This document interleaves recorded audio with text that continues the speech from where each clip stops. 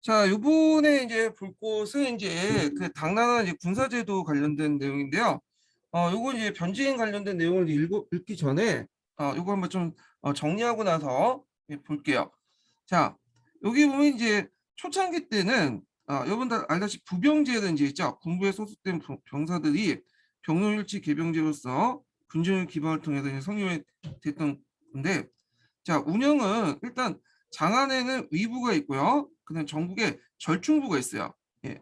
근데 이제 전국에 절충부에 있다고 해도 실제적으로는 대개 보면 강남에는 별로 없고 대개 태원이라든지 장안 이런 하북 지역에 주로 이제 집중돼 있었어요. 그래서 이제 얘네들에게 이제 용감한 농민들 선발해서 이들에게 이제 각종 그 세금과 면제 혜택을 부여를 했죠. 그리고 이 절충부에 소속된 부병들은 평상시에 농사를 짓다가 순병이 전에 순병에 따라서 장안에 올라와서 위사가 되거나 장을 지키는 어, 부대원이 되거나 또 변경방위를 하게 돼요. 그래서 이제 3년 동안 이제 근무를 하고요. 그 다음에 부병으로 나가는 동안 양식이나 생활비, 무기 등은 국가로부터 지급받는 이 군전을 통해서 마련하죠. 그러니까 군전이 붕괴되면 당연히 이게 뭐냐 부병제도 붕괴될 수밖에 없는 구조죠. 자, 그 다음에 이제 병경 관계를 보면요. 부병이 주로 이제 병경 근무를 하고요. 초창기 때는. 그래서 부병의 병경방위 방인이 소병력을 편성해 진수가 병경에 따라서 점제했고 상해 도읍을 총괄하는 방식이고요. 일부 모병도 존재를 하고 있었다. 그렇지만 주요 병력은 부병이에요. 그래서 이제 여기 보시면 자, 그 국경에 보면 이제 그 각각의 진수가 있어요. 예. 좀 진은 좀 작은 거고 수는 이제 큰 부대인데 자, 이 진과 수가 있고 이 진과 수를 통한하는 도독부가 있고요. 그다음에 이 도독부를 더 통한 도우부가 있어. 예. 그리고 이제 절충부에서 이 중앙에 이제 그 옆에서 절충부에 훈련받은 그 사람들이 어, 고대로 중앙에 위사가 되거나 이렇게 이제 병방해 갖고 진수의 국경을 이제 경비하는 진수에서 국경을 경비하는 그 방인들이 돼요. 자, 이게 초창기 때 이제 그 내용이었고요. 자, 근데 이제 문제가 생겼어. 이 부병제 자체 문제가 생긴 거죠. 일단 앞에서 얘기한 것처럼 그 당시 부병을 뽑는 이 절충부가 주로 어디에 위치했냐면 특정 지역에 위치했다는 거죠. 경조부, 그냥 장안 부근이나 태원, 그 북방 부근, 그다음 하남 등지 주로 강북 지역에 위치돼 있고요. 그다음에 상대적으로 이제 풍요한 강남 지역에는 위치가 별로 없어. 몇 개 안 돼. 예. 그러다 보니까 이제 군역의 평준화가 제대로 안 됐겠죠. 그래서 그 당시 이제 그 집중된 지역에서 농민들의 어떤 군역 부담이 커지게 되고, 자, 그래도 이 사람들이 이제 그 더 이상 그 받은 군정 가지고는 생활이 안 되니까 어떻게 도망을 가겠죠. 이들은 도우라고 해. 그래서 이 도우가 이제 되게 빨라져요. 예. 이미 얀사해 난 이후부터 이제 그런 현상들이 보이게 되니까 정부는 이거 도우를 막아야 되겠다.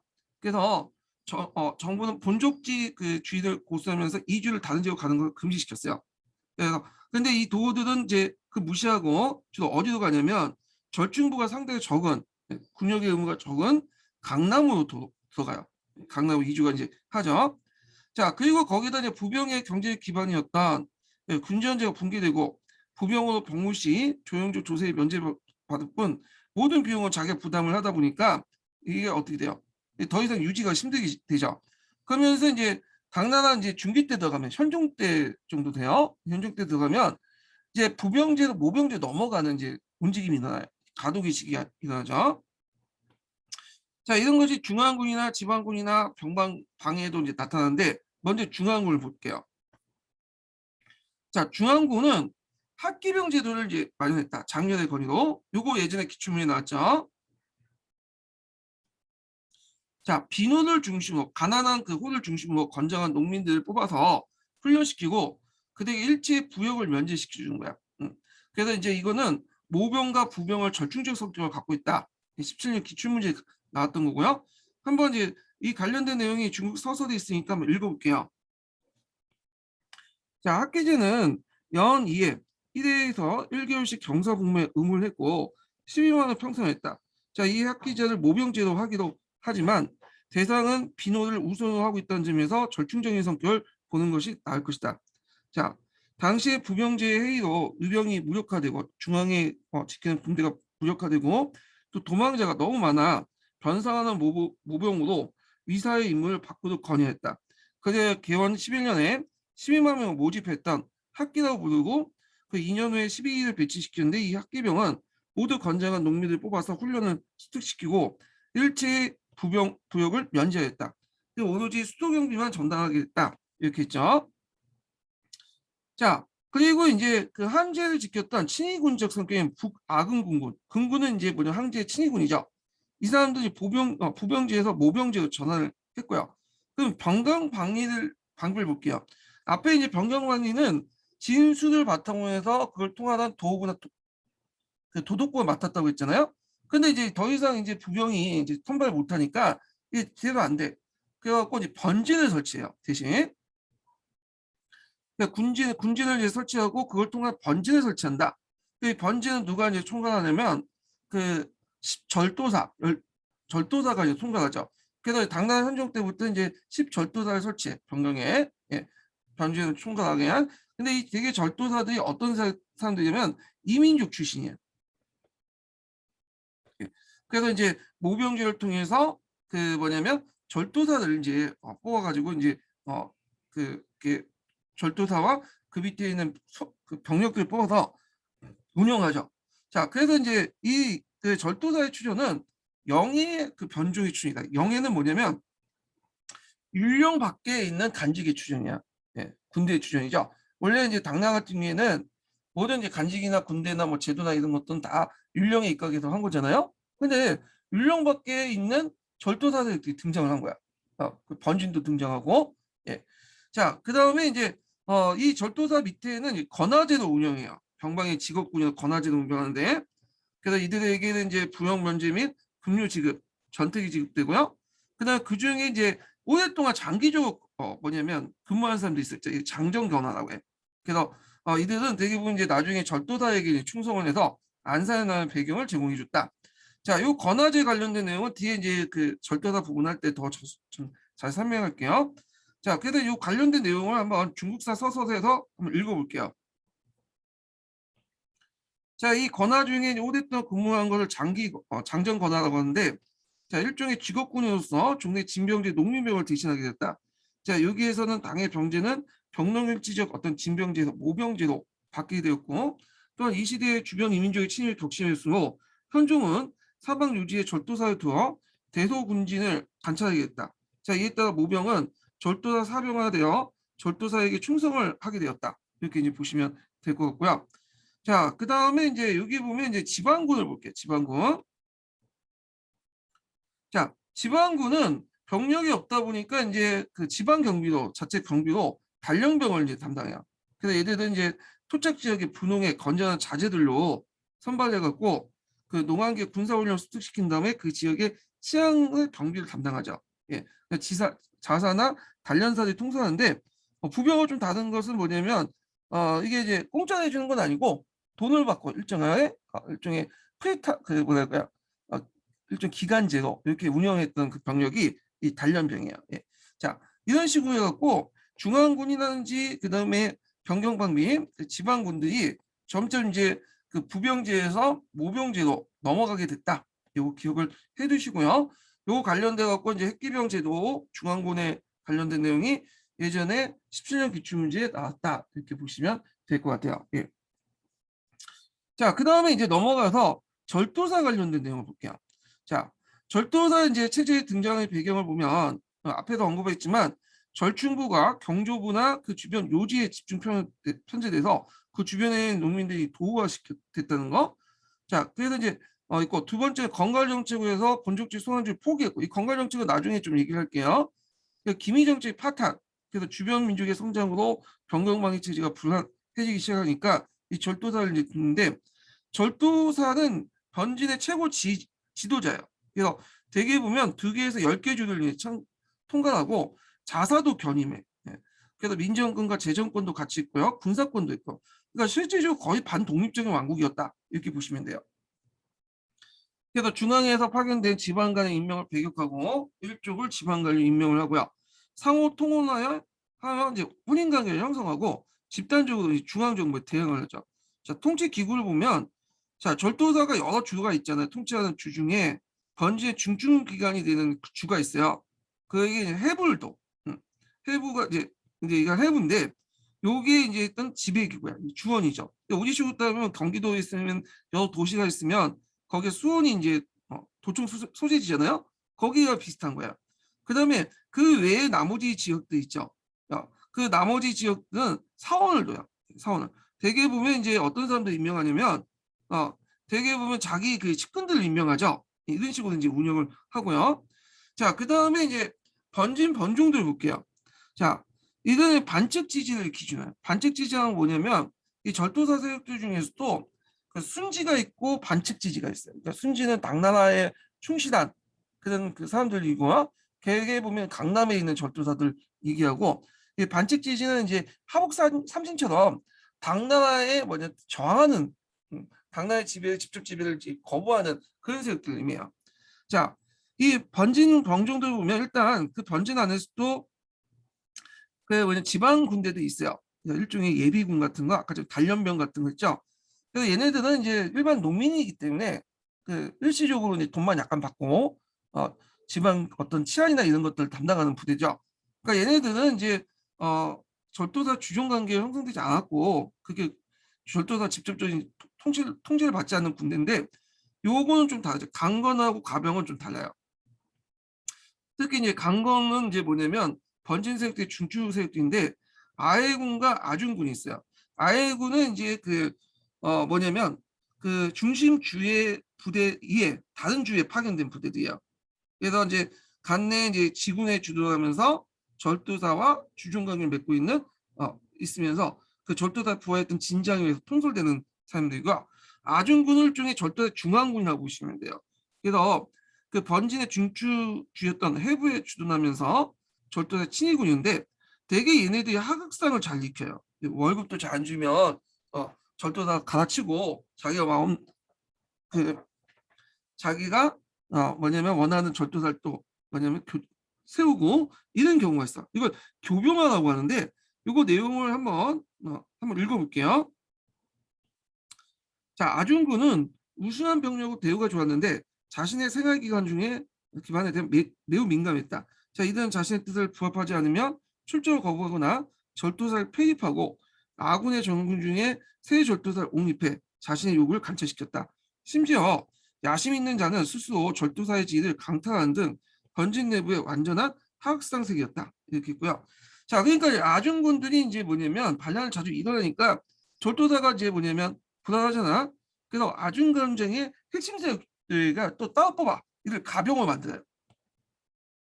그리고 이들끼리 가부제 관계를 형성해요. 그러니까 이제 아버지하고 아들 간의 관계를 형성하죠. 네. 그래서 그렇게 했는데 이거는 이제 그 예전에 이민족에서 많이 보여요. 자기 어떤 그 군사들 그다음에 측근들을 서로 자기 아들로 이제 맞아들여서 자기가 양아버지가 되고 양아들이 되는 시기에 대해서 충성을 확보하는 방식이죠. 자, 그래서 이런 가병들을 이제 구성을 때로 했다. 그래서 의제적인 어떤 것들 이제 관계를 맺었는데 한번 읽어볼게요. 당시 번진 세력은 강건, 가병으로 구성되는데 강건은 모병제를 통해서 군에 들어온 일종의 직업군이었는데 전진 병력의 주요국을 이뤘다. 그리고 가병은 절도사 개인의 사병이라고 할 수 있는데 이 가병들은 절도사와 의제적 부자관계를 맺고 절도사의 신병동을 맡았으며 전투 시엔 최정예 부대를 형성하였다. 이렇게고요. 자, 일단 번진의 존재 배경과 한계를 볼게요. 일단 배경은 생산력 발전, 새롭게 등장한 상인과 토호색들이 지원을 받았고 한계는 양세법을 위존한 존재였기 때문에 체제 의존적인 존재에 불과했다. 그래서 당나라의 독립적이었지만 특히 이제 반칙지지 같은 그는 당나라와 완전히 당나라를 부정할 수 없었던 게 뭐냐면 당나라의 어떤 재정적 시스템 안에 있었기 때문에요. 돈줄을 이제 이런 그 당나라에서 이런 재정적 시스템 안에 있었기 때문에 번진들이 동요 왕국을 만들 수가 없었던 거야. 네, 그래서 계속 기생적 존재로 가지고 있었다. 이렇게 보시면 될 것 같아요. 자, 그럼 번진 체제 구분을 볼게요. 요거 예전에 기출문제 나왔죠. 자, 요거 부분은 제가 강대중국사는 뭐 이렇게 그런 책에서 이제 좀 따와가지고 정리를 했어요.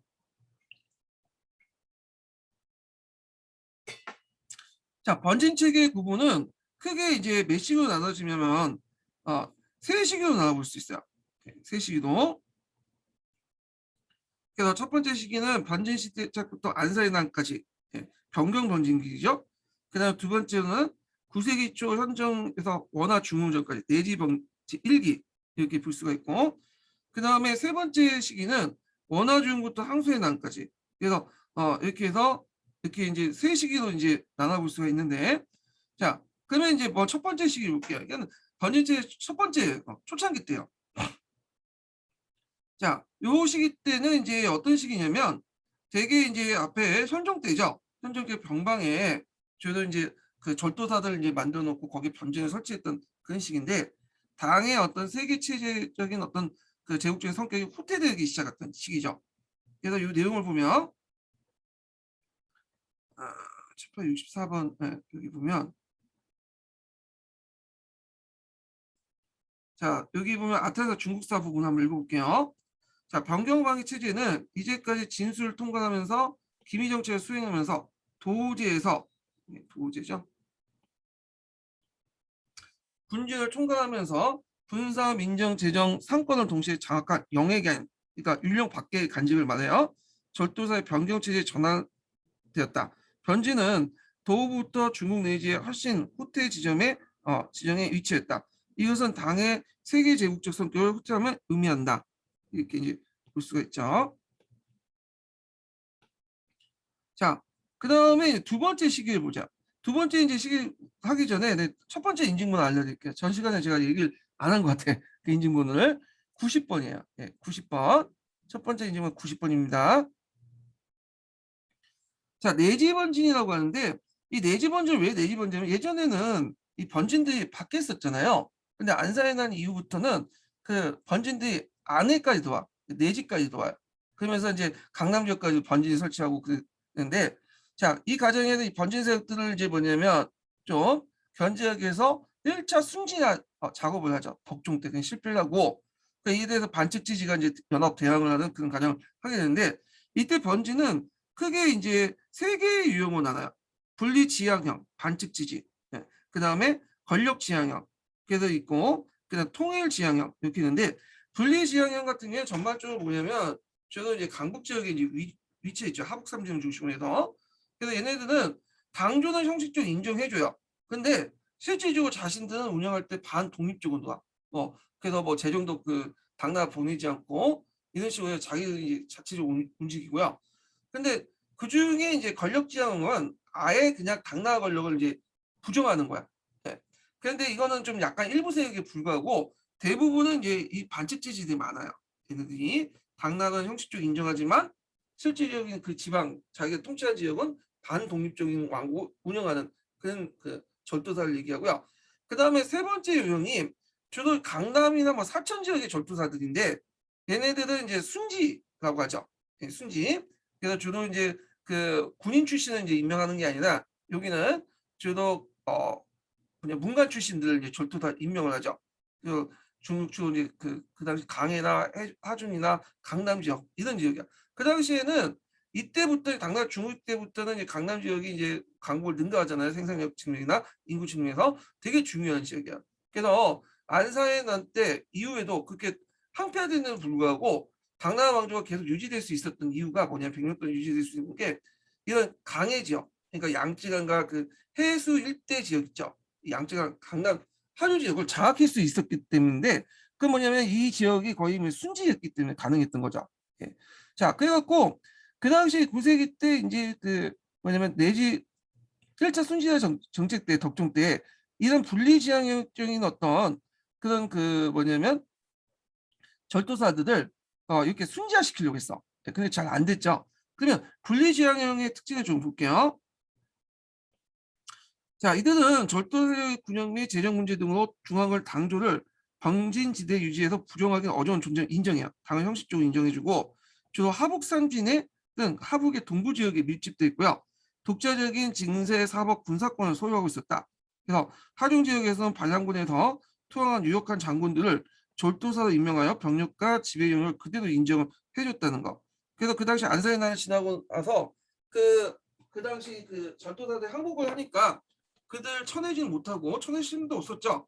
그러다 보니까 이제 뭐요? 그들 가지고 있는 세력들을 그대로 인정하면서 이런 반칙 지지의 기원이 되죠. 예. 자, 그 다음에 이제 여기 보면 그 수탈 체제에 개입했던 세력에게 일제 협력, 수탈 체제에 개입하려는 세력에는 일제 협력에 반항을 하고 병사의 지방적 성격, 새로운 통일 권력의 담당자로서 성장의 한계를 보이고 있다. 재정 구조로는 유주, 유사, 상공 이런 것도 있는데 유주는 이제 거기에서 얻은 세금을 주의 비용을 자체 쓰는 거야. 그러니까 유사는 절도사에 보내는 비용이야. 그러니까 이제 해부가 있잖아요. 각 주에 있는 비용 중에 일부를 해부로 보내는 절도사에 보내고 그 중에 상공은 중앙에 보내요. 근데 대개 보면 상공을 잘 하지 않고요. 대개 보면 자체 경비라든지 유사로 해갖고 절도사에게 보내는 비용 쓰게 되죠. 그러다 보니까 위에서 하복 지역에서 이제 이렇게 돈이 안 들어오니까 당연히 당나라 입장으로 때는 중앙재정의 압박을 받을 수밖에 없겠죠. 그다음 분리지향형 중에 좀 약간 선을 넘었던 사람도 있어요. 권력지향형인데 되게 당조의 권력을 부정하는 유형이에요. 뭐 그게 세력은 아니지만 하여튼 그런 색도 있고 그다음 통일 권력형 지향형이 있었다겠죠. 당조를 지지하고 강남과 사천 절도사들 주로 많고 저 당의 지배 체제를 수용한 지역에서 한관이나 관료가 절도사를 한국 관료가 절도사 임명을 하는 강의 아주 강남 지역 이런 이제 노른자 땅이 이제 주로 순지 정책들이 순지화가 된 지역이 많고요. 그다음 상계로 넘어가죠. 자, 이때는 이제 순지화가 어느 정도 진행됐어. 당나라 정도의 왕정기야. 항상 난 이전까지는. 그 이때는 제2차 순지화가 이제 이루어지는데 요게 예전에 한번 시험 문제 나왔죠. 원화중이라고 하죠. 이걸 보통. 자, 요때는 1차 순지화 정책이 실패하는 이유 중에 하나가 뭐냐면 일단 자체적인 군사적 기반도 없고 중앙공도 이제 미비하고 그다음에 전술 좀 잘못 썼어. 왜냐면 각계격파를 해야 되는데 그냥 떼거리로 이제 뭐냐면 같이 쌓았죠. 그러다 보니까 연합을 냈잖아요. 근데 이때는 좀 달라요. 그래갖고 군대 개혁을 통해서 진봉과 다세를 재정적 기반으로 그 신체군을 이제 어느 정도 육성을 해요. 그래서 이 신체군은 그 밑에 있는 절도다 군대보다 강력해요. 군사력이. 진봉이라는 것은 이제 그 지방 재정 중에 일부를 떼갖고 절도다 올리는 것을 진봉이라고 하거든요. 이 진봉이 나중에 문제가 되는데 이건 나중에 설명하고 다세다는 것은 이제 그 차를 그 당시 많이 마시는데 이걸 전멸했어요. 그래서 여기에서 얻은 수익을 바탕으로 해서 신체군, 중앙군을 양성을 해서 어느 정도 성공을 했다. 그다음 재정 개혁을 통해서 지군의 경비를 해부에 올리지 말고 앞에서 이제 이것처럼 그 재정 구조 중에 유사가 있죠. 절도사에 보내는 비용 이걸 올리지 말고 중앙을 올리게 한 거야. 그 해부의 어떤 상공 면제 조치를 처리하고 재정권을 회수했다는 거. 그 힘을 약화시켰던 거죠. 그래서 이제 이런 식으로 해서 나름대로 제2차 순지화가 성공했다. 이렇게 보시면 되고요. 근데 이제 순지화 때문에 정치 사회적 폐해가 일어나. 일단 이 신체권들 주로 누가 임명을 하냐면 장군들을 그러니까 그 신체권의 군사권을 누가 갖고 있냐면 환관들이 이제 갖고 있어요. 환관들. 그러다 보니까 어떤 문제점이 있느냐. 자, 환관들이 만약에 천자가 마음에 안 든다. 황제가 마음에 안 든다. 폐위를 시켜. 그 무슨 말까지는 문생천자란 말이 여기서 나왔죠. 그다음 진봉을 둘러싸고 번진병사와 절도사 간의 어떤 갈등이 일어나. 네. 이게 문제 뭐가 있냐면 원래 이 진봉은 그 지방 재정에서 남는 부분 있죠. 쓰다가 남는 부분을 그 당시 중앙을 올리는 거예요. 근데 이제 그 당시에는 이제 한관들이나 이런 사람들이 많기 때문에 진봉을 올리면 예물을 이제 바치는 거거든. 대개면 이때 절도사들은 순지 절도사들이죠. 얘네들은 이제 어떤 사람들이냐면 되게 문벌 귀족들이 이제 주로 문벌 관료 세력들이 이제 와가지고 잠깐 머무는 곳이에요. 여기는. 그래서 이제 여기 있을 동안 진봉을 이제 뭐냐면 한관들에게 이제 바쳐가지고 좀 약간 아양떼면서 나중에 중앙 관료로 다시 중앙으로 정치로 복귀할 때 높은 간직을 올라갈 수 있도록 이렇게 어떤 뇌물을 줬는데 문제는 이게 너무 선을 넘었다는 거죠. 예. 그래서 원래는 남는 걸 줘야 되는데 오히려 그 당시 이제 병진 병사들 월급을 깎아가지고 아니면 그 당시 지방 재정을 깎아가지고 이게 족벌인 거야. 그러니까 당연히 어떻게 되겠어요? 반전병사들은 월급이 거의 못 받거나 받아도 상당히 줄겠죠. 그러니까 상당히 불만을 가질 수밖에 없고, 그리고 지방세를 거의 대부분 갖다 주니까 진봉으로. 그러니까 이제 어떻게 돼? 그 농민들이 또 여러 가지 잡세를 또 부과하겠죠. 자, 그러다 보니까 이제 나중에 이 진봉을 둘러싸고 그 전진병사들 반란들이 나오고 농민들 반란이 나오고 그 와중에 이제 항소의 난이 나는 거야. 그래서 이 항소의 난은 상당히 당나라 정부에게 뭐냐면 큰 상당히 결정타를 날렸는데, 왜냐하면 여기가 어디야? 강남에 일어났잖아요. 그래서 그 당시 그 강남이 항소의 난으로해서 당나라의 어떤 통제에서 벗어나게 돼. 그러면서 항소의 난이 진압됐지만 곧바로 이제 당나라는 멸망하게 되죠. 재정적 기반이 없어지게 되니까. 그래서 이제 이 내용도 이제 기억을 해주시고, 자, 이거 관련된 내용이 문제 나왔죠. 시험 문제. 순위제에 관련된 문제점 관련돼서. 그다음에 강군과 또 신체군이 한간에 장악되면서 관료의 인서 개입이나 한간의 황제 편입 형성이 많았고, 그다음에 순진호 내갔던 그 절도사 내갔던 문관 관료 출신들이 되게 짧은 임기를 갖고 들어와. 그러니까 그 현지 사정을 잘 모르고, 그리고 얘네들 관심사는 뭐냐면 어떻게 그 중앙 권력에 있는 한간대 잘 보이기 위해서 그런 거죠. 진봉을 갖다 바치고. 그래서 이제 여기 폐단이 있고, 그다음 문관절도사 임명으로 임시제계로 중앙을 다시 돌아올 땐 지방에 맺은 사적 관계에서 분당에 맺은 당파로 연결된다. 그래서 이것이 이제 나중에 당나라 말기 때 우위 당파 논쟁이 있어요. 뒤에 설명했지만 요런 제거와 연결돼서 이제 보시면 될 것 같아요. 자, 그래서 이렇게 해서 당나라의 군사제도와 그다음에 절도사 관련된 내용을 한번 얘기를 해봤어요. 자, 그러면 관련된 내용을 동계를 한번 읽고 그다음에 한이중을 읽어볼게요. 자, 동계 몇 페이지 펴보시냐면 321페이지 봅니다. 자, 절도사의 등장을 볼게요. 자, 안사의 난이 겨우 진압되었으나 이는 당의 군사력 위해 안전한 평정이 아니었다. 당의 반란 세력 때문에 완전히 소멸시킨 군사력이 없기 때문에 오히려 이들과 타협하여 소극적인 해열책을 쓰게 되죠. 그래서 대개는 위구르 병력들을 이끌고 이제 진압을 했고, 나머지 병력들도 이제 항복만 해오면 그 지역의 기득권을 뺏지 않고 그대로 그냥 통치를 인정해줄 것이죠. 즉 항복한 장소였던 이해선을 유주의 노동절도사업, 정승사는 이박절도사업, 그 다음에 이보시를 성독절도사로 임명했는데 그들의 기세는 꺾지 못했다. 자, 이들은 당제국을 끝까지 대항한 세력들을 하북 삼진이라고 한다. 예. 그리고 이들을 중심으로 한 이런 세력들을 반칙 지지라고 하죠. 자, 안산이나 평정에 참가했던 일반 그 장수들은 절도사 시켜주니 종래 병방에 설치됐던 절도사들이 내지로 확대됐다. 내지 번지라고 하죠. 이거를. 예. 뿐만 아니라 절도사는 주의 관찰사를 겸하면서 그 군사는 물론 민정, 재정, 사법권을 마음대로 행사했는데 이는 마치 하나의 반독립국 같은 세력들이 형성되었다. 절도사의 군사기구는 사부, 즉 막부다. 그래서 정도사 시의 주요 군대는 아군이란 정예군이다. 대부분의 절도사는 사부의 성안에, 이 사부는 앞에서 언급했던 뭐냐면 이걸 이제 총칭하는 이제 얘기인데, 앞에서 통치기gun의 주원과 사원이라는 게 있죠.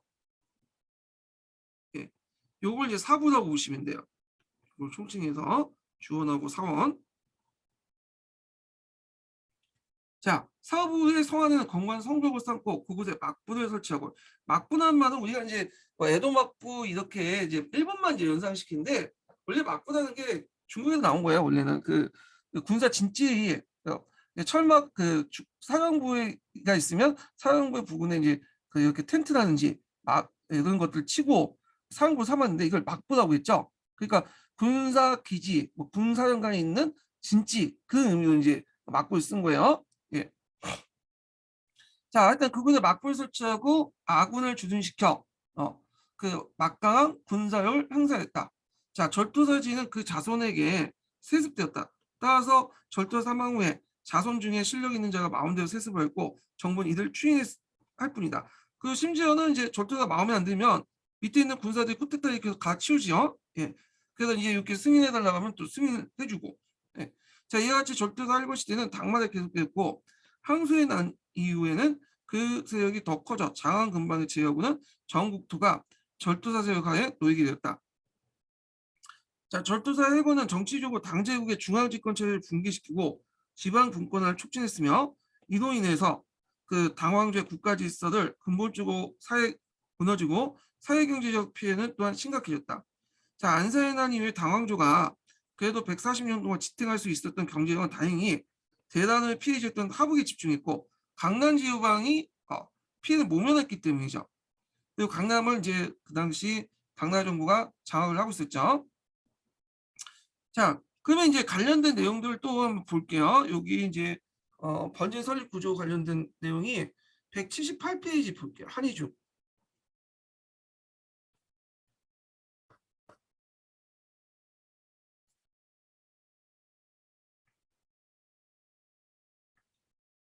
한희중보다는 그 앞에 좀 읽고 이제 할게요. 예, 요거하고 연결되어 있는 거니까 176페이지부터 한번 읽어볼게요. 자, 여기 보면 이제 그 두 번째 단락부터 볼게요. 자, 율령을 기반으로 한 한당 그 전반기 때, 당 전반기 때 통치체가 붕괴되고 송이단 세건사에 옮겨가는 과정이 나타난 것이다. 그래서 이제 앞에 이제 서민문화 이런 내용인데 이건 각자 보고, 자, 7세기 후반이 되면 이단 율령 통치의 동요의 조짐이 나타나기 시작했는데 그 단적인 표현이 도우죠. 도우란 그 일반 민호가 국가의 지배에서 벗어나 자유롭게 타 지역을 이주하는 현상을 의미하는데 무엇 때부터 형종 때에 거쳐서 나타난 이단 형상은 자연재해나 관리대 폭정의 원인이 있었지만 보다 근본적인 것은 토지 경쟁이나 소농의 몰락과 유당 혹은 과도한 부와 병역에 대한 평균 부담이 있었다. 그래서 두 가지 원인이 있죠. 도가 발생한 토지 경쟁. 그러니까 군전을 더 이상 받지 못하죠. 받다도 되게 적게 받고 거기에다가 또 부역이나 병역의 의무가 너무 많아. 네, 평준돼 있어. 지금 아까 절충부가 특정 지역에 평준됐다고 했잖아요. 그래서 두 가지 이유 때문에 도우 현상도 일어났고 그래서 주로 어디로 있냐 부역에 좀 약간 적은 강남 지역으로 이주 같아요. 주로 어디 강남 그 양지랑 하류 지역으로 이주가 많죠. 이게 당나라 때부터 당송 때까지 계속 이어져요. 예. 그래서 강남의 인구가 이제 점점 늘어나기 시작하죠. 그래서 이런 것들을 막기 위해서 이제 뒤에 설명하지만 가로 정책 같은 걸 실시해요. 그리고 좀 나중에 얘기를 할게요. 자, 이에 이제 국가에 대한 기존의 정책에 답습할 것을 별 효과가 없었다. 따라서 개코를 본족지로 소환시켜 호족을 재등장시키는 기존의 방식에서 개코의 존재를 인정하고 거주지 호족을 등장하는 방식으로 정책을 변경할 수밖에 없었다. 이게 이제 가도 정책의 주요 내용이에요. 자, 가도 정책은 뒤에 양세법 하기 전에 좀 다시 제가 설명을 해드릴게요. 자, 이는 병농일치 기반으로 한 부병제 운영에 막대한 지장을 초래했다. 결국 천부 원년에 병경 10개 번진이랑 군사 통치기구를 두었고, 자, 이들 통제하기 위해서 절도사를 두면서 점차 직업적인 모병제도가 일부 도입되었다. 자, 이는 병제 전반의 부병제, 모병제 이행함을 말해주고 있다. 자, 모병제 전환은 당주의 재정적 부담이란 또 다른 문제를 안겨주게 되었는데, 부병제는 자비 부담의 원칙이기 때문에 당주가 군대를 유지하는 데 별다른 재정적 부담이 없었지만 모병제로 바뀌면서 병사의 의료나 식량 그리고 생활비까지 지급하는 데 부담이 늘어났다. 자, 이게 이들을 거느리고 있던 절도사에 계속 강화되고 병사와 절도사 사이의 수양 아버지 아들 관계를 만든 가부장 관계 있죠? 예. 사적인 관계 선인데 군대 내 사조직이 만들어졌다. 하나의 같은 사조직이 만들어지게 된 거야.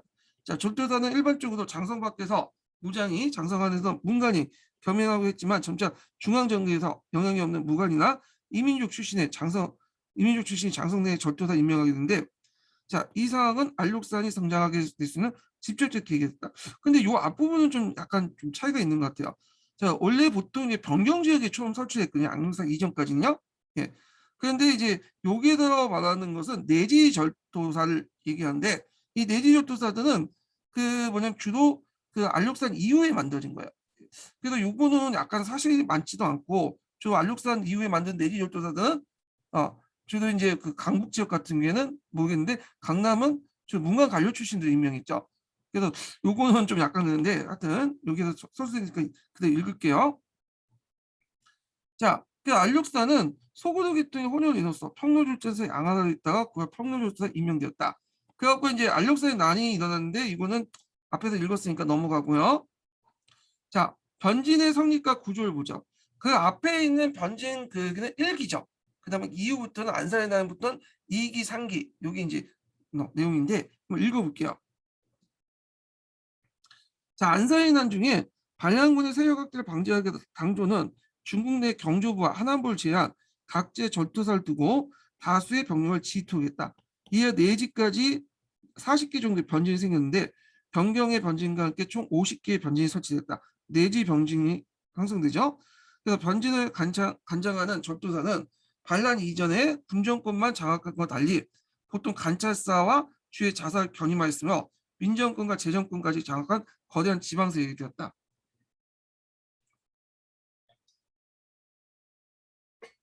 변진은 중앙정부와 주 사이에 설치되었고 한 개의 변진은 두세 개 주 또는 10개 주를 관장했기 때문에 실제로 최고 지방 행정 단위가 되었다.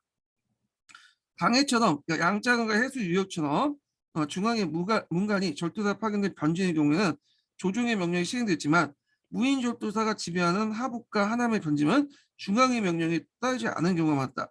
이제 변진은 거의 독립국가 되었다. 독립왕국이 되었고 특히 이제 중앙정부의 통제에서 벗어나 분권적 반독립적 성향을 지닌 변진들을 반칙 지지라는 변진들이죠.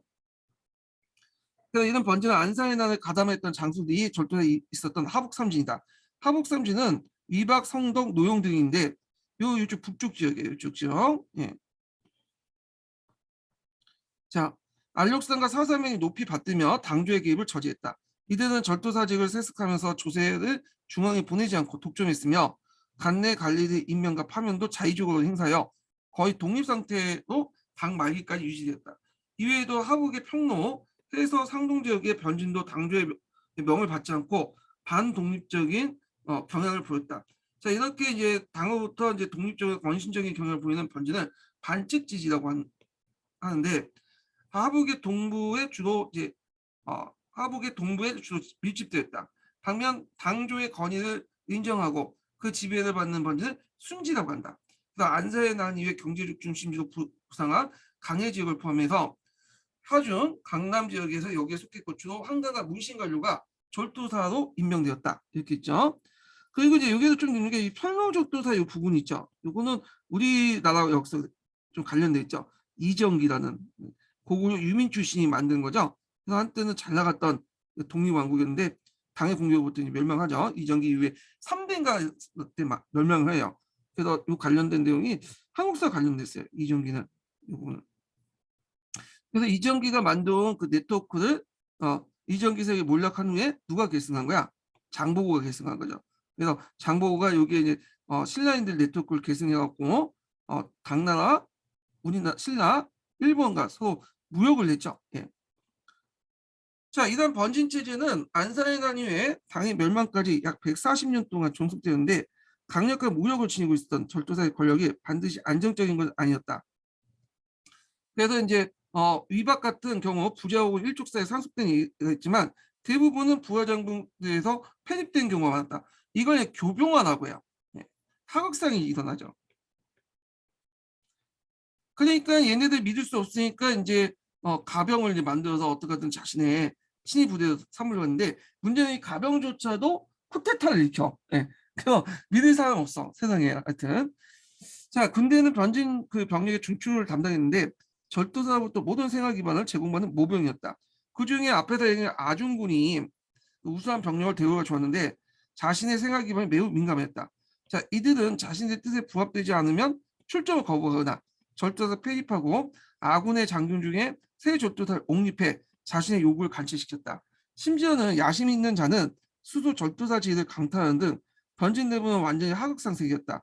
물론 절도사들도 이에 대처하기 위해서 개인이 부양한 사병, 가병을 조직했고 이들은 주로 가병으로서 절도사 가부장 관계를 이제 맺는 경우가 많았다. 자, 이런 경우가 특히 반칙 지지에 많이 보였으며 이 두 세력의 번진 방역의 이중 구조 형성에 절도사 지위는 불안정하게 만들었다. 자, 이제 병사들은 부병제 시절처럼 비참한 존재도 아니었다. 절도사들은 아군의 비위를 건드리지 않기 위해서 사제를 털어서 장병들에게 베풀거나 조정의 추천에 중앙의 간직을 얻는 등 군대의 한심을 얻기 위해서 힘썼다. 현재 이렇게 많은 수의 군대를 유지할 수 있었던 것은 율령체제 붕괴와 안사의 난으로 인해서 수많은 농민들이 등장을 했고요. 이 농민들이 대부분 이제 용병으로 활동을 했죠. 이들은 변진의 그 예비 병력으로 형성된 기초가 되었다. 또 강남의 경제력이 증대되어 수많은 보병을 부양해서 생산의 기초가 갖춰져 있었고 성장할 수 있는 지역의 토호도 역시 자신의 입지를 고려해서 번진의 종소를 적극적으로 이용했던 것이다. 두 가지 이유였다는 것 좀 기억을 해두시면 될 것 같아요. 자, 이때 이제 성장하고 있는 지역의 토, 이 세력들은 앞에서 신흥세력으로 당나라 때 그 중기 때부터 형성되기 시작한 형세력 계층들이죠. 자, 그러나 번진 체제는 당조를 부정하는 단계까지 나가지 못했어요. 자, 그래서 5만에 10만에 있는 병력의 명성 모병했고 이걸 걸고 양세법이라는 수치 체제 유전한 체제 그러니까 또 번진 사이의 대립과 세력 균형, 번진 내 세력 균형 구조에서의 불안정 역시 당조의 유지에 도움이 되었다. 그래서 첫 번 두 가지 이유 때문에 양세법이란 수치 체제 유전한 존재였고 일종의 당나라 재정적인 그 어떤 구조 속에 기생하는 존재였죠. 번진왕 자체가. 그 다음에 변진하면서도 누가 이제 튀고 나와서 뭐 왕국을 만들었다. 그럼 옆에 있는 그 변진들 견제할 거 아니야. 그러니까 상호 견제하는 눈치를 보는 거죠. 그러다 보니까 어떤 세력이 자기가 독립적으로 나왔을 수 없었어. 고작 잘해봤자 왕 정도 칭할 정도지 감히 황제라고 칭할 수 없어요. 황제도 칭하는 순간 자기 반대편 변경부터 빌민을 제공해 준 거죠. 역적의 무기라고. 물론 자기도 지금 거의 역적 무기를 하고 있지만 그런 식으로 해서 이제 했기 때문에 이런 상호 견제 때문에 다 그 당나라 체제가 계속 유지가 됐다 이렇게 보시면 될 것 같아요. 자, 그럼 당나라 정부는 계속 그대로 있었냐? 앞에서 말한 것처럼 두 번의 순지화 정책을 하죠. 그래서 이 순지화라는 것은 반칙 지지를 강남의 어떤 그 절도사처럼 순지화시키는 거야. 네. 1차와 2차 이렇게 있는데 1차는 일단 실패했어요. 한 놈을 패야 되는데 여러 놈을 패다 보니까 이 반칙 지지 연합이 일어난 거야. 결국에 실패했고 그래서 이제 2차 때 성공했죠. 헌종 때. 그래서 2차 때 헌종 때 두 차례 거쳐서 위협과 토벌을 통해서 어느 정도 달성했다. 그래서 당시 연호를 따서 원화중흥이다. 원화중. 원화는 연호고요. 중흥이라는 말은 이제 주로 어떤 것들을 쓰냐면 나라가 망할 시점에 이렇게 망할 시점에 다시 이렇게 업이 되는 거죠. 이렇게 여러 가지 개혁을 통해서 이걸 중흥이라고 하죠. 보통 이제 뒤에 청나라 때 동치중흥 이런 말도 이제 이때 중흥이잖아요. 자, 하여튼 이 원화중흥이라 불렸는데 당조가 번진보다 압도적 우월한 재정적 기반을 가지고 있었고요. 이거는 이제 아까 쯤에 말한 뭐와 뭘 기반으로 가세, 세금은 이제 차의 전매제를 통해서 얻었죠. 그 다음에 진봉 이런 것들을 통해서 재정적 기반을 얻었다는 거. 자, 그 다음에 군사력도 셌어. 이 재정적 기반이 있다 보니까 이제 싸움 잘하고 이렇게 그 자연스러운 당이 모이겠지 중앙군으로. 그리고 뭐냐면 뛰어난 무기나 이런 것들 말도 많이 확보할 수 있고.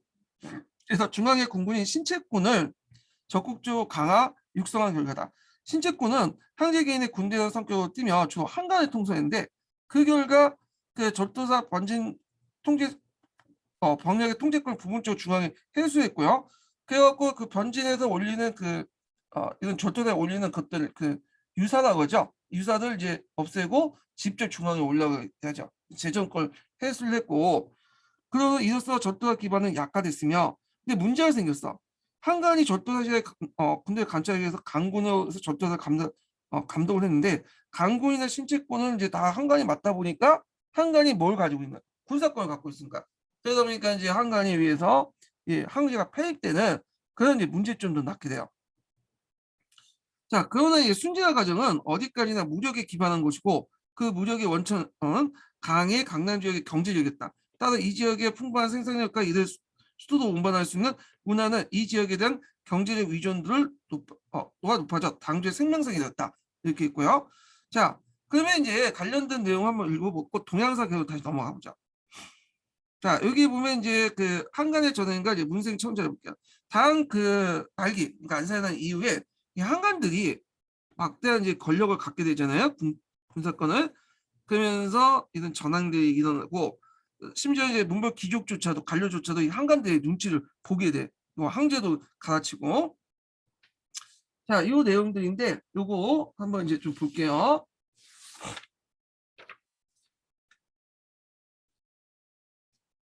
자, 안사의 난 이후에 당의 정치 질서는 안팎고 어려움을 받게 되었다.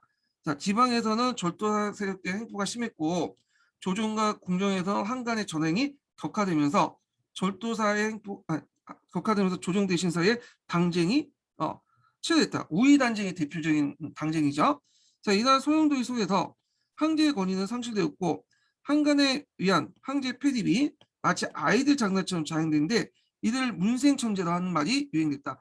문생천재는 이제 자주문생이라는 말에서 나오죠. 자주는 시험 감독관, 그다음 문생은 시험 보는 사람. 그들 간에 이제 그 끈끈한 유대 관계에 의해서 당파가 형성됐잖아. 그러니까 여기 자주는 누구예요?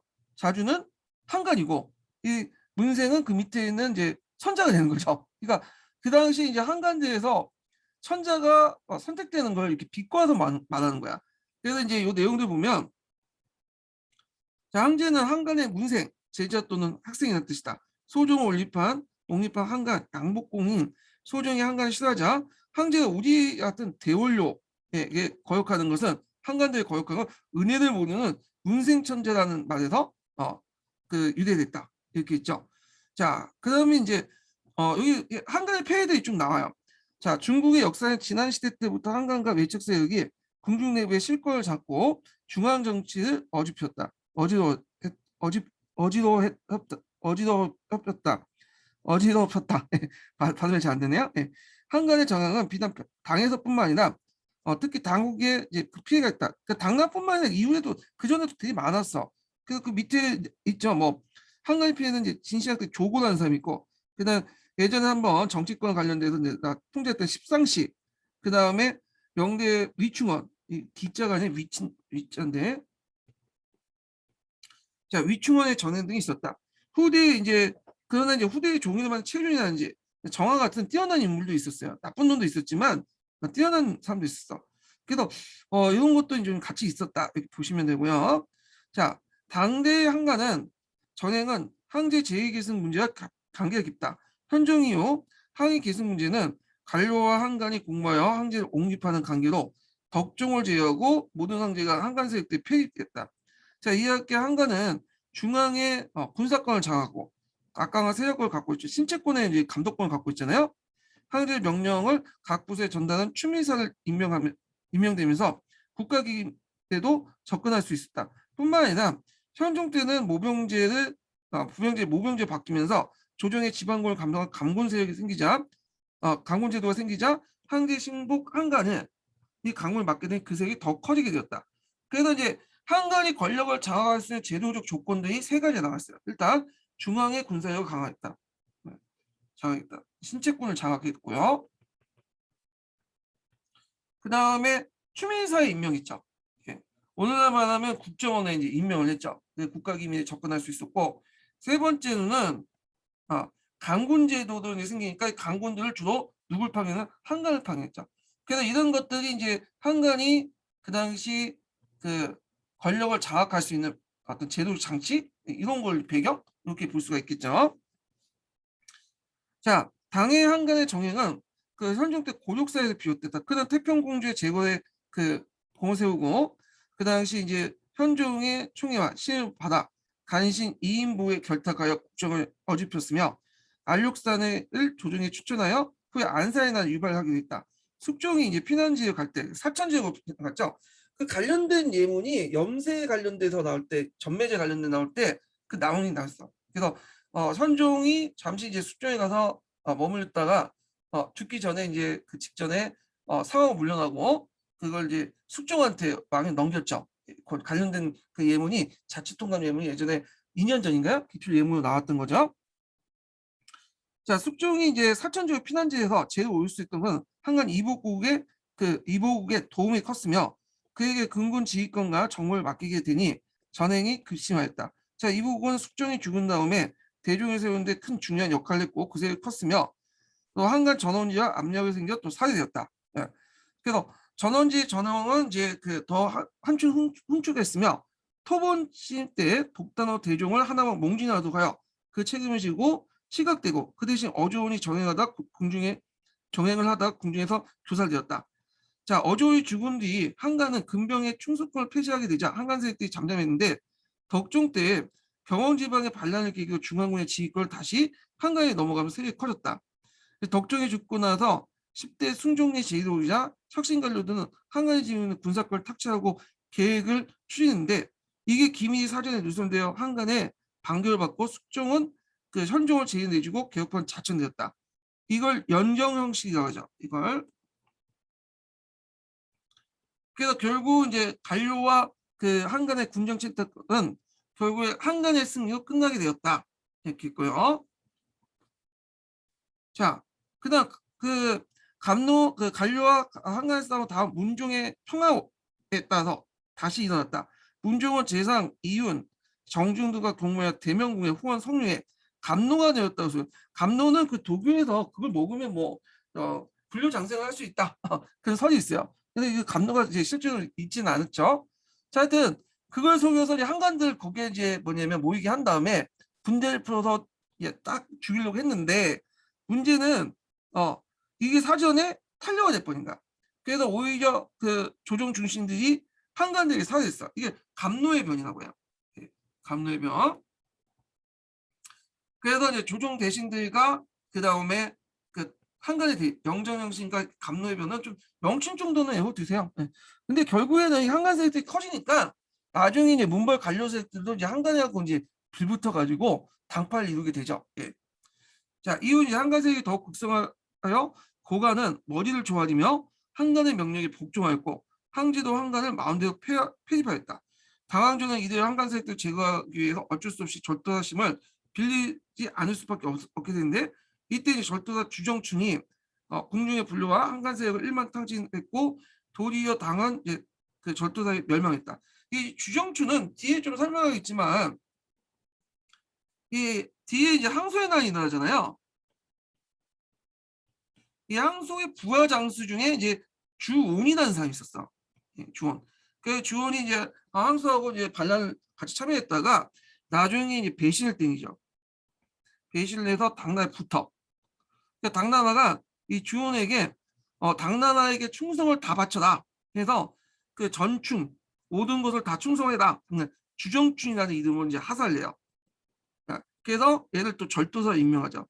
그리고 항소의 난을 진압하고 나서 이 주정자의 세력을 키워가지고 당을 이제 뭐냐면 멸망을 시키죠. 그래서 이 사람이 세운 나라가 뭐냐면 5대 19개 처음 나라 후량이죠. 후량. 5대 첫 번째 나라 후량의 그 태조예요. 이 사람이. 자, 그러면 이제 그 당정에 격한 정치 질서의 붕괴를 볼게요. 자, 중국의 정치 형상 가운데 당쟁이 없던 시대는 거의 없었다. 그건 황제들 정적으로 관료 간의 이해가 서로 엇갈리면서 이를 타개하기 위한 방법으로 이해관계를 같이 하는 집단이 단합하여 당파를 형성했기 때문이다. 자, 당나라의 당쟁도 그 뿌리가 깊고 오래 계속되어 정치 질서 붕괴를 붕괴시켜 나갔다. 그래서 대표적인 이제 당나라에 관련된 그 논쟁이 이유 논쟁이야. 이거 유명하죠? 이유 논쟁. 자, 이유 논쟁은 이제 뭐 여러 가지 서 있는데 좀 보면 목정의 그 인재 등용 방법을 그 가지고 대립을 했어요. 이 관련된 내용을 제가 이제 신문 규칙 좀 정리해보고 한번 읽어보죠.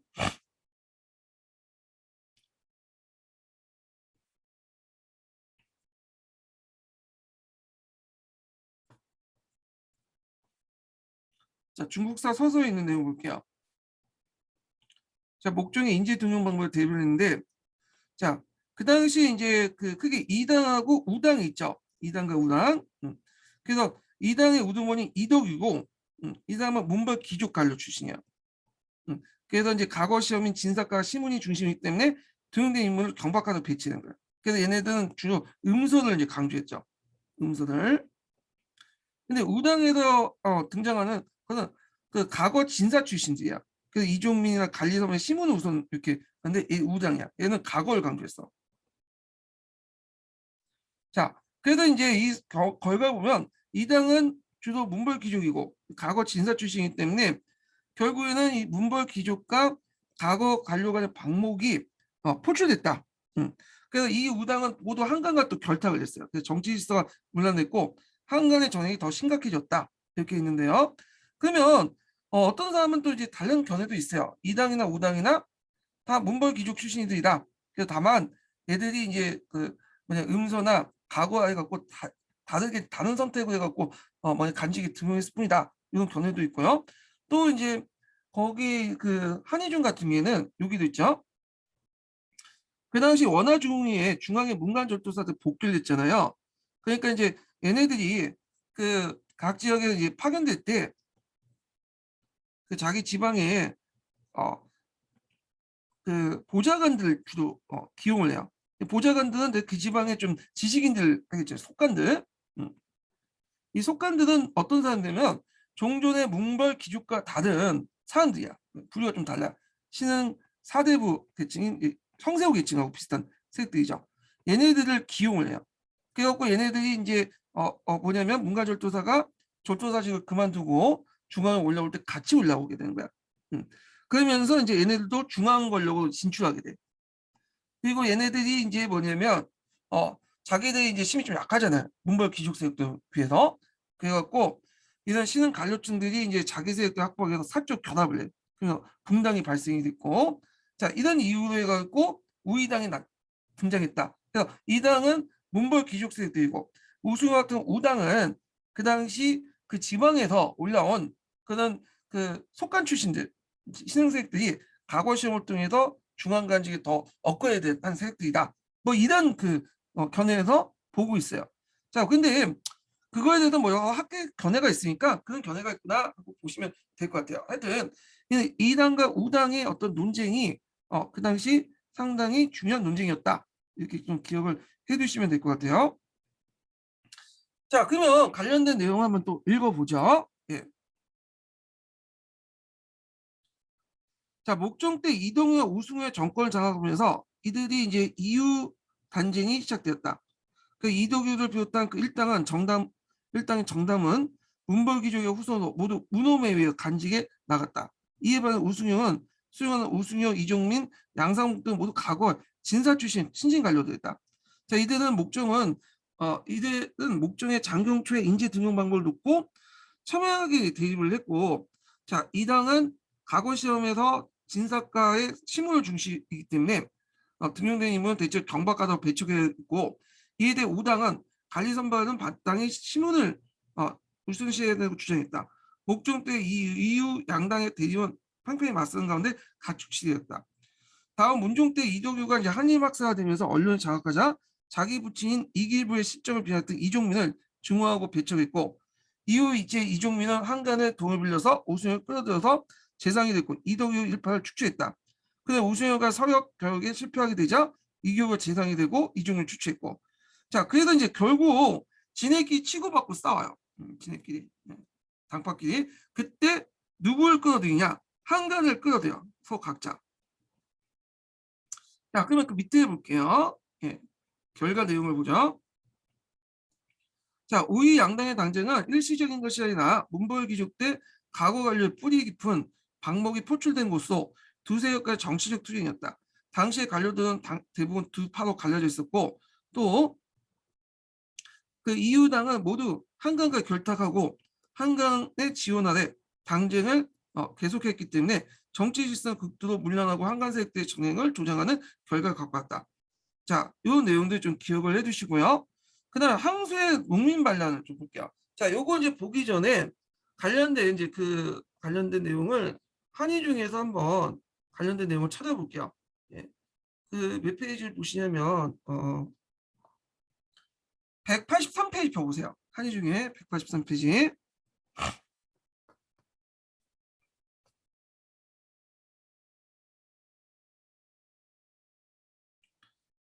자, 한간의 전행과 당제해 볼게요. 자, 양세법 시대가 되면서 농민층의 분해가 진전되고, 그다음 신흥 지지층의 일부가 과거에 의해서 재차 중앙정계에 진출하게 됐다.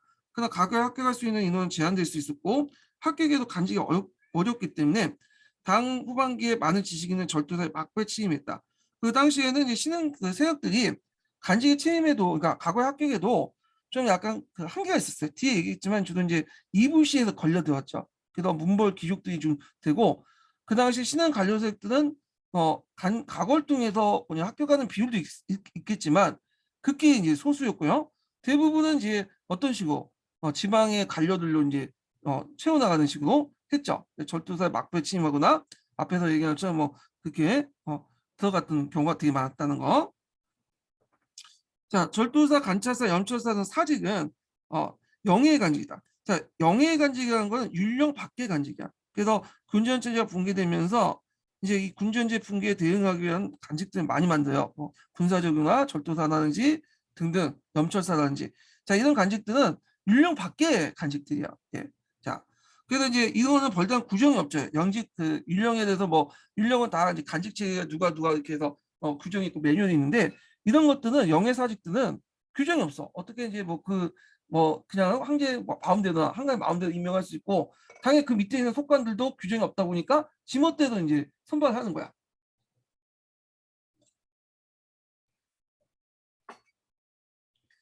그래서 얘네들 영해 강직이기 때문에 속관에 대한 선발권을 가지고 있었다. 당연히 절도사와 개인적인 유대관계가 발생했고 원하중 이후에 중앙의 문관이 절도사가 되어 절도사가 다시 중앙을 복귀하면 속관 중에 중앙의 관리가 되는 자가 생겼고 이에 관료 사이에 사적인 당파가 생기고 이들 분당을 결성한 다투는 사태가 벌어졌다. 자, 이것이 우위단징이다. 자, 그래서 이제 여기에서 이제 우위단징의 이제 그 맥락은 이렇게 이제 여기 앞에 가고 출신 관료와 귀족 관료 출신의 대립 구도도 있지만 앞에서 얘기한 것처럼 이렇게 이제 속관들이 와갖고 분당이 형성되는 그런 맥락을 더 플러스 시켰어요. 예. 자, 우당은 우승민과 이중민이고 이당은 이도규가 영수였다. 우승민과 이중민은 진사과 출신이고 이도규는 한종 때 재상의 자식으로 고관의 자식이라는 특권을 이용해 관계에 들어왔다. 따라서 이 당쟁은 일반적인 과거 그 출신 관료와 귀족 관료 사이 당쟁이라 볼 수 있다. 그러나 문벌 귀족 출신이라는 이동규가 명백히 당파를 형성하지 않았다. 가문과 가교를 중시하는 자존심이 강한 문벌 귀족에게 본래 맞지 않는 것이기 때문이다. 하여튼 이 단쟁은 820년경에부터 40년간 계속됐고 관료의 3분의 1이 휩싸여 격렬한 전쟁이 벌어졌다. 자, 여기에 이제 한간이 정권의 중추에 가담했다. 당조의 한간부터 이제 한간의 역사가 쭉 나와 있는데 한번 읽어볼게요. 자, 당조의 한간은 축축 무역부터 점차 증가하여 현종 때 3,000명이 다 넘어섰다. 자, 이 무역 고역사들처럼 정부에 관여하는 한간도 있었지만 잘 드러내지 않았다. 그러나 안사의 난 이후에 기존의 관료제의 기능이 상실하자 황제는 측근이 한간을 중용하게 되었고 그 한간은 정권의 실권을 장악하게 됐다. 특히 한간은 중앙의 그 군사적인 핵심이었던 신책군군의 지휘를 담당했죠. 그리고 강구로서 각 번지에 파견되어 황제의 조칙을 전달해야 되는 역할을 맡게 되자 관료의 인사를 깊이 관여하게 되었다. 자, 그다음 우위 전쟁 때도 양파 모두 유력한 그 한간과 결탁하여 정쟁에 승리를 할 수 있을 정도다. 835년 감로해변 이후에 한간의 정치 개혁이 더욱 강화되어 황제의 폐기가 사대마저 행해졌고 12대 그 목종부터 19대 소종까지 8명의 황제 중 13대 경종을 제외하고 모두 한간에 옹립된 황제였고 11대 현종과 13대 경종은 한간에 살해되었다.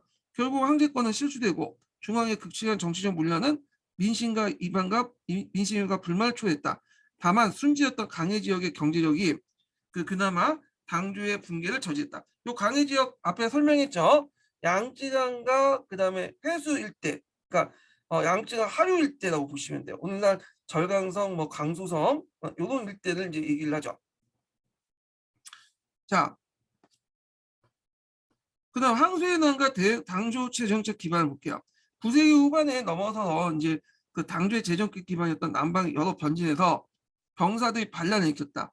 그래서 원하 중후에 반칙지에 순지하는 어느 정도 성공한 헌종은 중앙의 고관을 순지의 절도사를 파견했다. 근데 임기가 짧은 절도사들은 절도사 취임을 승진을 위한 하나의 단계로 여겨 부임제 통치에 관심을 두지 않았고 오히려 이제 강구로 파견된 한간의 요구에 따라서 막대한 재물을 진봉이란 이름 아래 중앙에 보이는데 자신의 아니만 생각의 태도다. 진봉이란 원래 인재 변제에서 경비 저작 등에 의해서 남은 잉여 재원들을 중앙에 반환하는 조치인데 실제로는 남는 걸 반환하는 게 아니라 병사의 그 줄 돈을 급여를 유용하고 그 다음에 영내의 세금을 징수하는 방법으로 획득했죠. 그러다 보니까 이제 병사들이나 농민들 불만을 가질 수밖에 없겠죠. 예. 자, 진봉은 강의 순지에 특히 두드러졌으며 이에 따라 이 지역의 일반 농민의 부담이 증가되고 병사 대우가 악화되니까 이 지역의 불만이 높아졌고요. 그래서 이 시기에 이제 병사대 반란은 그 절도사 병사대 대입 때문이 아니라 중앙정부와 병사 농민대 대입에서 일어난 것이다. 예. 그래서 병사의 반란은 절도 병사들의 대입이 아니라 중앙정부와 병사 농민대 대입에 일어났는데, 그래서 이제 그 앞에 항소의 난이 일어나기 앞에 여러 반란들이 일어나요. 예, 그 반란들 내용이 나요. 병난도 일어나고 뭐 밀란도 일어나고 농민 반란도 일어나는데, 이 농민 반란과 병사들 반란이 또 결합이 되고 그런 것들이 일어났다, 이렇게 보시면 돼요. 그래서 이때 이제 그 대표적인 병상이 구보의 난이 있고요.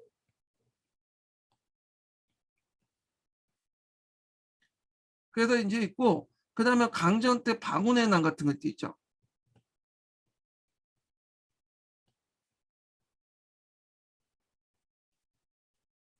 자, 그럼 읽어볼게요. 병사들의 반란은 그 855년에 절동 지역이 시작됐지만 858년에는 영남과 호남, 강서, 선주 등지의 하급 장교대 주동자가 되어 처우의 개선을 요구하면서 절도사를 구금하고 추방하게 되었다. 특히 강정태를 이제 지도자로 하는 병나는 일반 병사뿐만 아니라 그 지역의 부상과 토호들이 참여했는데, 이는 그들도 수탈의 강화를 반발하고 일어난 점을 보여주고 있다. 다음해 859년에 절도 지역에 일어났던 구부의 난이다. 농민주의 구부의 난이 있고, 공기시 불과 100명의 전후했던 반란 집단은 몰량 농민과 불량민들, 군도가 가담하여 3만 명 늘어났으며 후에 토호나 부상도 참여했다. 당주에 대한 극심한 적의를 보면 반란군에 대한 당주는 주변의 변진 병력을 동원함과 동시에 김하병을 동원해서 그 7개월 만에 진압을 했지만, 이 난은 그러니까 이제 앞에 이 난이라는 것은 이 구부의 난이죠. 이 구부의 난은 항소의 난에 선고되었다. 또한 864년에 869년까지 무력의 변진들이 반란이 일었고, 그 다음에 초기에 변진 병사의 반란이었지만 869년 서주의 양자가 방언의 난이 났다. 그래서 이제 이 방언의 난은 그 병사의 반란하고 뭐가 결합돼? 농민 반란이 결합된 거야. 이거는요. 당조는 이제 변진의 7만 명 이상의 동원을 진압했지만 반란 참가자 대다수가 다시 군도로 되어 각지에 분산됐고, 이런 반란은 여러 반란을 바탕으로 반란 끝판왕인 항소의 난이 나죠. 그래서 항소의 난이 이제 일어나는 요인이 되었다, 배경이 되었다. 이런 것도 좀 기억을 해두시면 될 것 같아요. 자, 그러면 항소의 난 관련된 동양사 기본 내용을 이제 읽어볼게요. 예. 자, 여기 있는데 요거는 이제 이거 한번 읽어볼게요. 당은 9세기 중기부터 급속도로 몰락하게 되었고, 항소의 난은 당왕조에 치명적인 타격을 주었다. 당만의 정세를 보면 조정에서 한간의 전횡과 당쟁의 격화, 그리고 지방에서 절도사의 행포를 혹 농민은 더 이상 견딜 수 없는 공고한 상황에 놓이게 되었다. 항소의 난이 이전에 이미 절동지역에 구부가 익히는 농민 반란이 났고, 그 다음에 계림에던 방언에 수용하는 수군들이 농민을 선동해서 반란을 일으켰다.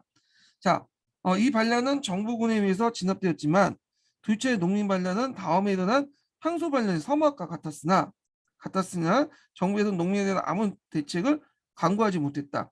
그래서 814년 건보 원년에 시작된 10년간 당나라 전 지역을 입슨 항소 왕소지의 난은 정치, 사회적, 경제 모순에 복합적으로 연결된 반란 농민 봉기였다. 그래서 항소나 왕손지는 원래 어떤 사람이냐면, 이 사람은 소금 밀매상이에요. 그 당시 소금 밀매는 이제 금지돼 있죠. 왜냐하면 소금이 전매제를 실시했으니까. 그러다 보니 강군의 이제 공격을 받을 수 있잖아요. 그러다 보니까 자기들이 이제 강군의 뭐냐면 공격을 방비하기 위해서 개인 무장 조직을 가지고 있어요. 예. 그래갖고 얘네들 이제 있다가 나중에 이제 반란을 일으킨 거죠. 그래서 원래 항소와 왕선지가 이제 반란을 일으켰다가 왕선지가 강군의 해우대가죠. 벗을 준다니까 좋다고 쫄락쫄락 갔다가 처형당하고, 항소가 이제 독자적으로 반란해갖고 이제 당나라 정부를 위협하고 장안까지 점령하고, 예, 그렇게 이제 하게 되죠. 자, 그럼 관련된 내용을 볼게요. 항소는 어려서부터 무예가 뛰어나고 경사와 서에 능하여 과거의 진사과 여러 번 응시했으나 근본이 이제 낙방을 했다. 그는 과거 시험에 부전과 관료사의 부패함을 몹시 체험한 후 강계 진출을 포기하고 소금을 밀매하면 부자가 됐다. 사염이죠. 그래서 항소는 왕서지와는 이웃 마을에 살면서 잘 안 살렸다. 이 무렵 하북 지역에 홍령이 들어 수확이 거의 불가능해졌다. 그래서 그러나 탄광 우리는 전과 다름없이 납세를 독촉했으므로 왕성지가 하남의 장원에서 먼저 반란을 일으키고 항소도 이에 호응하여 상동성 원구에서 농민 반란을 일으켰다. 왕성지는 중도에서 간직해 주겠다는 조정의 유혹에 빠져 항소와 갈라섰다가 결국엔 전사했고요. 그러나 항소가 이끄는 농민군은 사천 지방에 장악한 전 지역을 휩쓰고 마침내 동도 남양을 함락하고요. 이듬해 이제 수도 장안을 진격하죠. 그래서 이때 시종은 성도도 단언하고 항소는 항제에 올라 대제라는 국가하고 군통이라고 기원했다. 그러나 장안에 진입한 항소군의 군기는 물러나고 전의가 세워졌으며 지방에서는 강군과 절도가 대항했다. 자, 희종은 사천을 근거로 강군과 절도 세력들을 규합하여 돌고의 사타족 출신 이근용의 병력을 빌려서 반격을 나섰는데 이때 이제 항소군은 장수 주온이 항소를 배반하고 당군에 투항하죠. 그래서 이 사람이 이제 주 정춘이 된 거예요. 이들 받아서 항소는 장을 버리고 도망가다 상동지역 태산 근처에서 자살함으로써 10년간의 농민반을 거의 진압했다. 예, 이렇게 내용을 보시면 되고요. 이 항소 반란하고 우리나라하고 또 이제 관련돼 있는 게 뭐냐면 최치원이 토항소 견문이라는 그 명문을 썼죠. 예, 그래서 신라학자 최치원이 당의 지방가로 작성한 항소 토불 공문, 토항소 견문 개원필경에 실려 있는 내용 있죠. 명문으로서 알려지고 있다. 예. 그러면 항소연화는 이제 실패했으나 그 역사적 의미가 이제 또 되게 큰데, 자, 첫 번째로 보면 먼저 낙마와 같이 그 얽혀있던 다망제 중앙정책 결정에 타격을 줬고 이와 함께 문벌기족세에 거의 제거되었다는 점. 그래서 두 번째로는 지방에 할고 있던 절도세력에 큰 타격을 가하여 그 세력을 재편성을 가져오게 됐다. 그래서 당을 멸망시킨 주정춘 세력은 처음에는 반란군이었으나 정부에 투항하고 항소의 폐장병을 구협하여 하동 절도사로 제기하였고 그 다음에 제기보다는 제자죠. 제자니까 두 제자니까. 예. 자, 그 다음에 이제 사타 부족이었던 돌굴족 출신이에요. 이근용은 뒤에 후에 후당을 세우게 되는 등 기반을 조성했으며 역시 당의 그 절도사 세력 양군되었다. 예, 여기서 그래갖고 이제 그 당시 이제 절도사 하동 계열과 사타 계열 이렇게 두 개의 계열이 이제 나눠졌다. 이렇게 보시면 될 것 같아요. 자, 거기에다가 이제 세 번째로는 당제국의 경제적 기반이 완전히 붕괴됐죠. 이 항소의 난이 주로 그 물론 강북에서 일어났겠지만 강남까지 이제 주모대까지 확대됐기 때문에 강남 지역이 완전히 쑥대밭이에요. 그래서 예전에 그래도 당나라가 유지될 수 있었던 것이 강남을 당나라가 장악을 했기 때문이죠. 근데 여기 이제 상실하게 돼. 그래서 당나라의 경제적 기반이 없어지게 되죠. 이런 것도 이제 주 원인이 되죠. 이런 것도 좀 기억을 해두시면 되고요. 자, 항소의 난 이후에 한강과 관련 싸움이 더욱 극심해져 재상 최윤은 한강을 제거하기 위해서 주정춘 병력을 궁중으로 끌어서 한강을 주사하니 이로써 한강 세력은 소멸되었다. 그렇지만 주정춘은 소정을 시해하고 30명의 고관을 항아에 수장을 시키죠. 예. 그래갖고 이제 마침내 당의 예조위부터 왕을 물려받아 후량을 세웠다. 대개 보면 이제 슬픈 예자를 쓰는 그 시호 중에 슬픈 예자를 쓰는 왕은 그 끝말이 안 좋아. 네. 이 사람도 예자는 나라가 망했거나 시해되었거나 하는 사람들이 슬픈 예자를 써요. 대개 보면. 자, 그래서 당은 220년대 290년 만에 멸망했고 5대 십국 시대가 시작됐다. 네. 그래서 이제 이 5대 십국의 첫 스타트를 끊었던 나라가 후량이죠. 후량, 그뒤에 후당, 네. 후진, 후안, 후주 이렇게 연결되죠. 강북에 5개 이제 왕조를 얘기하죠. 자, 그때 이제 그 수장을 시킬 때 이제 예제가 이제 여기 항아에 수장시킬 때 이제 그 내용이 있어요. 53번 읽어볼게요.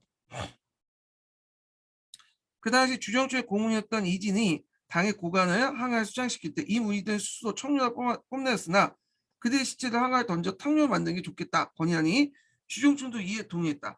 청류는 진사과 출신자를 말하고 당이 말망할 때까지 고급관련 진사과 출신자 일반 지식인 대입상을 말해주겠다. 뭐 이렇게 있고요. 뭐 한나라 재판이라고 보시면 돼요. 예. 자, 그다음 당제국의 붕괴와 동아시아 국제 질서 이제 그 변화를 볼게요.